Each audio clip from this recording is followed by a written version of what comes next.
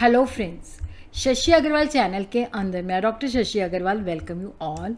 आज का जो हमारा सब्जेक्ट है that is the history of economic thought and जिसके अंदर we are going to understand the theory of value which is given by David रिकार्डो।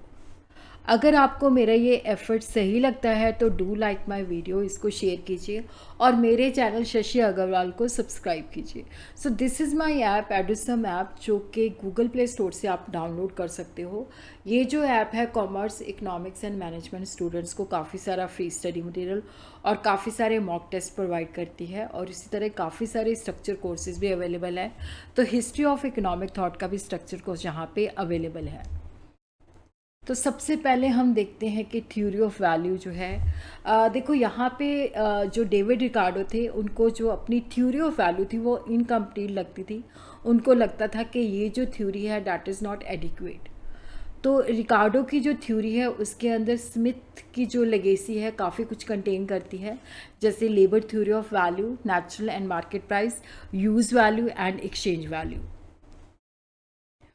तो वो कभी भी अपना जो वैल्यू एनालिसिस से कभी भी सेटिस्फाइड नहीं था। उन्होंने 3 तरह की वैल्यूज़ यूज़ की। Value which are relevant for scarce commodities, value relevant for जिनको हम दोबारा से रिप्रोड्यूस कर सकते हैं, market value and normal value को डिफ्रेंशिएट किया।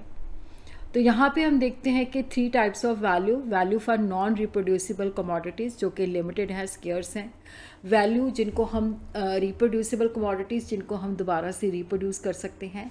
तो यहाँ पे आ जाता है जो commodity labour and capital use करती हैं, दूसरी कमोडिटी जिनके अंदर land, labour and capital use होता है, और उसी तरह market value and normal value के अंदर डिफ्रेंशिएट किया।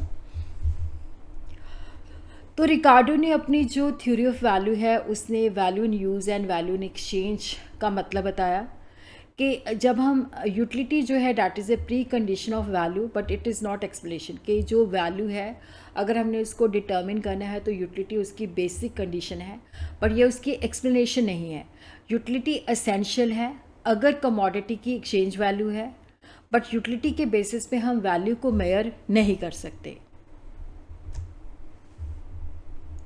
और उसी तरह जो चीज़ें हम दोबारा से प्रोड्यूस कर सकते हैं वो डिपेंड करता है कि उनके अंदर कितना लेबर यूज़ होता है।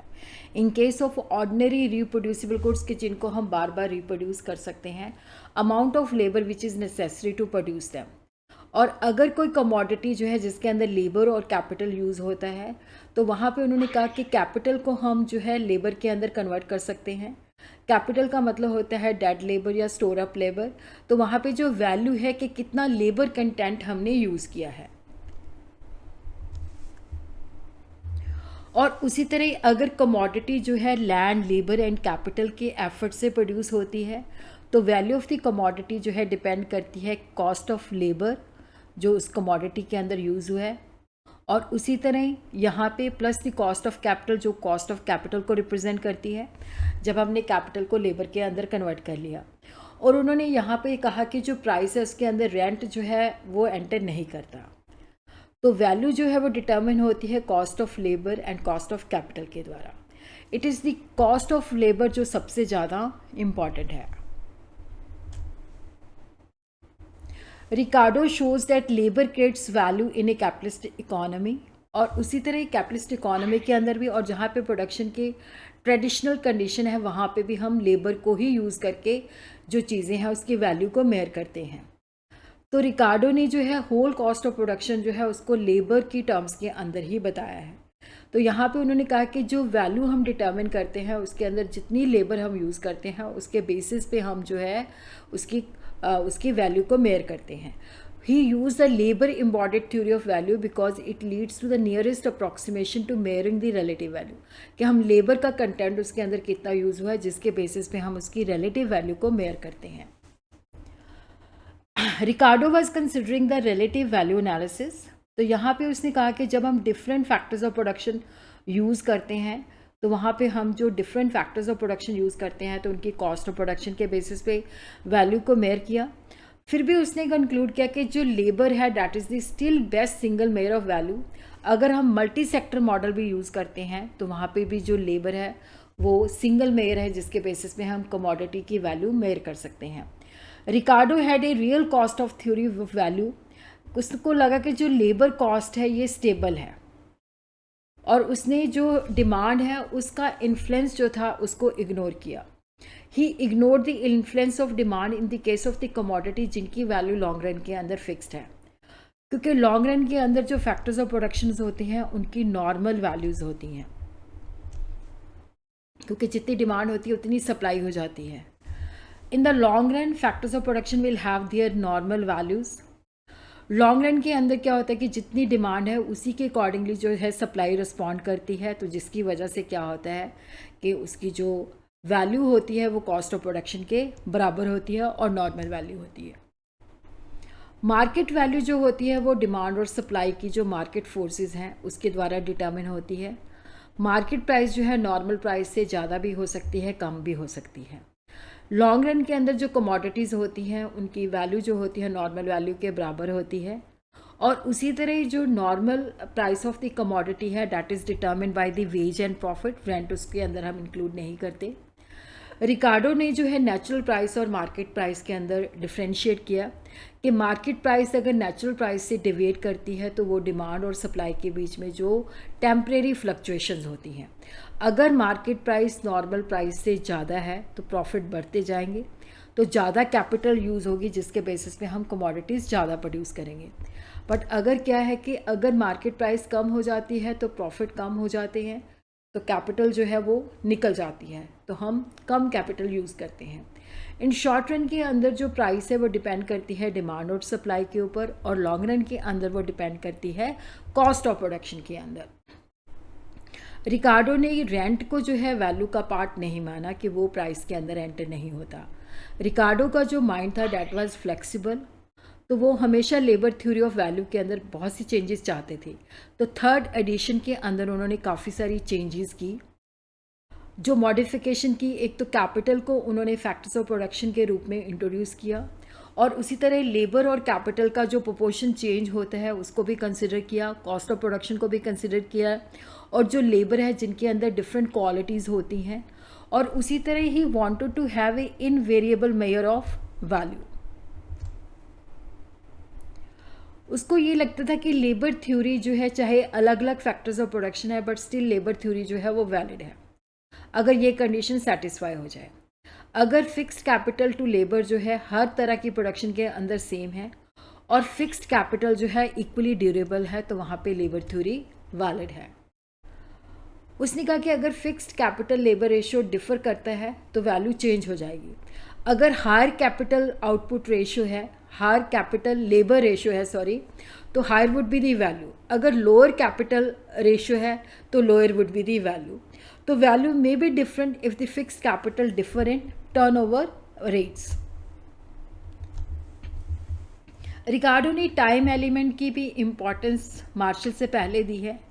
रिकार्डो को लेबर थ्योरी के अंदर काफ़ी सारी प्रॉब्लम्स भी फेस करनी पड़ी, तो यहाँ पे हम उनको डिस्कस करते हैं। जैसे लेबर के अंदर, ताकि लेबर के अंदर क्वालिटी डिफरेंस होता है, एफिशिएंसी डिफरेंशियल भी होता है, कुछ लेबर ज़्यादा एफिशिएंट होती है, कुछ लेबर इनएफिशिएंट होती है, और काइंड ऑफ लेबर के अंदर जैसे कोई स्किल्ड है कोई लेस स्किल्ड है।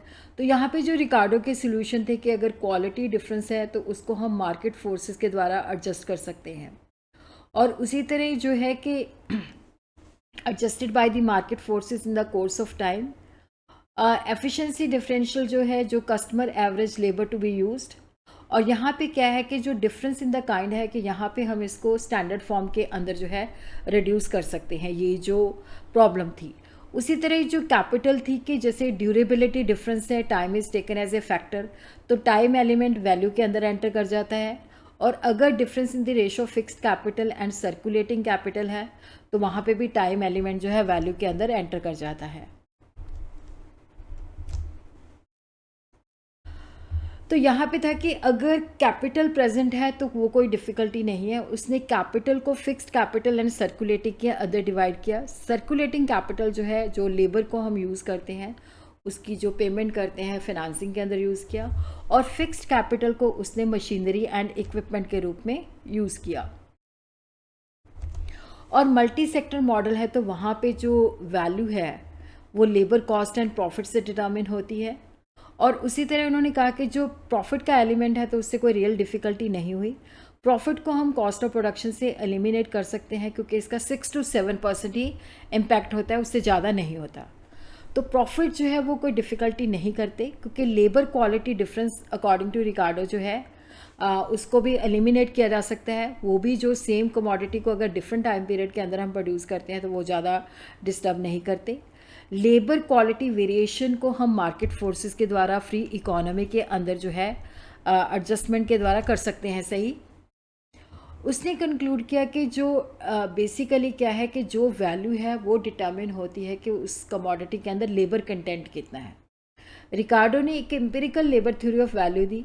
उसकी जो थ्योरी है वो एनालिटिकल नहीं है क्योंकि एनालिटिकल जो थ्योरी होती है कि जो डिफरेंट वेरिएबल्स हैं उनका आपस में डिपेंडेंट और इंडिपेंडेंट रिलेशन क्या है वो उसने स्टडी नहीं किया। तो इसको काफ़ी सारे इकोनॉमिस्ट ने क्रिटिसाइज़ भी किया। तो उन्होंने कहा कि जब हम लेबर को या कॉस्ट ऑफ प्रोडक्शन को मेयर करते हैं तो उसके अंदर काफ़ी सारी डिफ़िकल्टी आती है क्योंकि सारे वर्कमैन जो होती हैं वो एक जैसे एफिशिएंट नहीं होते। जैसे लेस स्किल्ड है तो वो लॉन्गर टाइम लेगा, स्किल्ड लेबर कम टाइम लेगी, तो वो ज़्यादा क्योंकि उनको ज़्यादा लेबर जो है उसके अंदर, क्योंकि जो लेस स्किल्ड लेबर है वो ज़्यादा वक्त लगाएगी, ज़्यादा लेबर जो है उसके अंदर यूज़ करेगी। और कई बार लेबर को भी हम मिस डायरेक्ट कर सकते हैं ऐसे कि जैसे आर्टिकल है जो उस पर्पज़ के लिए नहीं बना, मतलब जिस पर्पज़ के लिए वो बनना चाहिए था तो उसकी वैल्यू नहीं हो सकती। तो मिस जो डायरेक्टेड लेबर है जो गलत प्रोड्यूस करती है, जो पर्पज़ है उसके लिए नहीं प्रोड्यूस करती, तो वहाँ पे वो लेबर काउंट नहीं होती।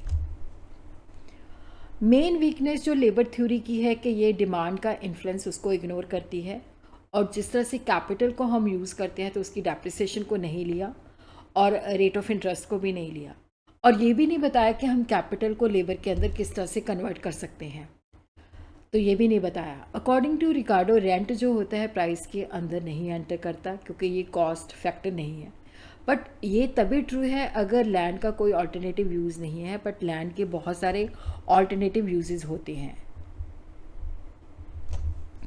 और लेबर थ्योरी ऑफ वैल्यू जो है ये अगर हम बात करें तो ये कार्ल मैक्स की हैंड में बहुत ही पावरफुल टूल बन गई थी, जिसमें उसने बताया कि किस तरह से जो लोग हैं वो लेबर को एक्सप्लॉइट करते हैं, कि जब लेबर की वजह से जो है वैल्यू डिटर्मिन होती है तो उसका सारा बेनिफिट जो है लेबर को जाना चाहिए।